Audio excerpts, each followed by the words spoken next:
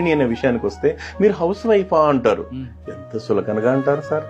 అదే house wife అనే విషయానికి వచ్చినప్పుడు ఆ మహాతల్లి ఉదయం నిద్ర లేచింది మొదలుకొని సార్ తెల్లారు అంటే సూర్యుడు ఉదయించక ముందే నిద్ర లేచి ఆ తర్వాత ఆ ఇంటి పనులన్నీ చక్కదిద్దుకుని తను తింటుందో తినలేదో బిడ్డలు క్యారియర్ కట్టేయడం, వాళ్ళకి మంచిట్లు చూడడం, స్కూల్కి పంపడం, మళ్ళీ ఇంటి పనులు చూసుకోవడం, మళ్ళీ మధ్యాహ్నం భోజన కార్యక్రమం, ఆ తర్వాత భర్త ఇంటికి వస్తే భోజనం పెట్టడం, మళ్ళీ సాయంత్రం మళ్ళీ పిల్లలు ఇంటికి చూసుకోవడం, మళ్ళీ ఈ ఇంట్లో ఉంటాయి కదా సార్ ఇంటి పనులు, ఇంటిల్లి 10 పనులు అంటే ఒకటేని కాదు సార్.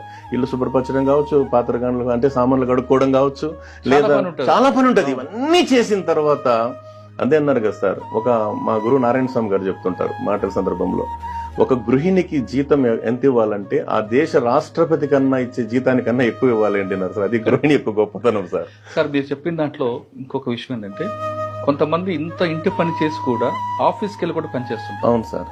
మీరు గృహిణి అన్నారు కదా, అవును సార్. హౌస్ వైఫ్, అవును హౌస్ వైఫ్ కదా.